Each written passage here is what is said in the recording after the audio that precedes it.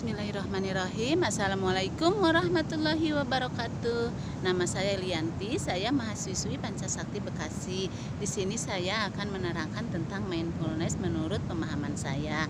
Mindfulness adalah perbuatan atau cara untuk memusatkan perhatian kita terhadap apa yang akan kita kerjakan dengan sadar dan tanpa ada penilaian.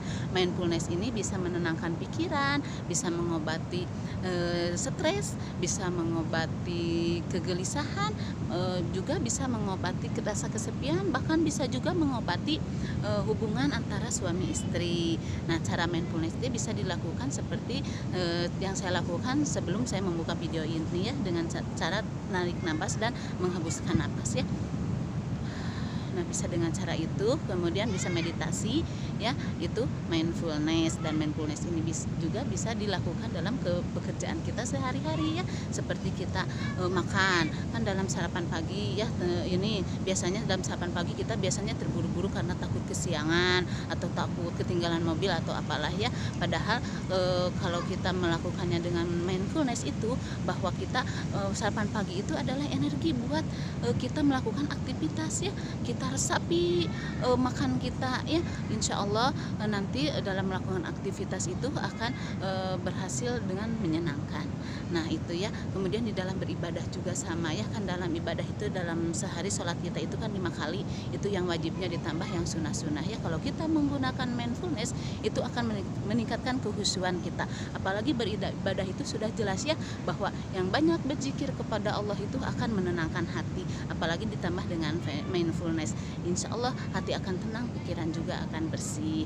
Nah sekarang di dalam kalau kita dalam keadaan rekreasi berjalan-jalan, tidak semua rekreasi berjalan-jalan bisa menenangkan pikiran. Banyak orang yang banyak rekreasi tapi kesetresan itu semakin banyak ya. Karena apa? Karena mereka itu tidak menikmati apa yang sedang dia lakukan itu ya. Padahal kalau dengan cara mindfulness ya, insya Allah betul rekreasi itu akan menghilangkan stres ya. Karena kita apa? Rekreasi itu kita niatkan bahwa akan mentadaburi ciptaan-ciptaan Allah ya, itu kemudian bisa menyembuhkan penyakit. Nah seperti yang saya alami ya, sebelum saya mengenal mindfulness ini, sebetulnya saya itu sudah sering melakukan mindfulness ya, tapi saya baru tahu ilmunya sekarang, alhamdulillah ya. Ketika saya merasakan asma saya kambuh, ketika itu saya tidak punya obat ya, saya suka berdiam diri di kamar sambil tarik napas sampai hati saya dan pikiran saya itu tenang ya, sehingga penyakit asma itu berlahan-lahan alhamdulillah bisa diatasi.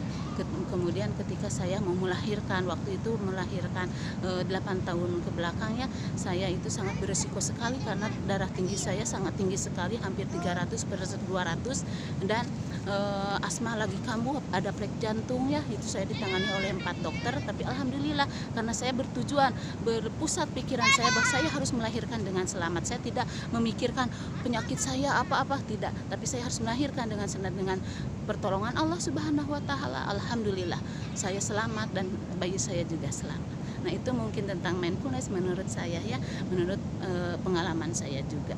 Saya ucapkan terima kasih kepada Bu Dosen Wiyosi, insya Allah ilmunya sangat bermanfaat, dan buat teman-teman kita semua ya yang sedang berjuang di kuliah ini ya, tetap semangat, insya Allah menjada wajada ya.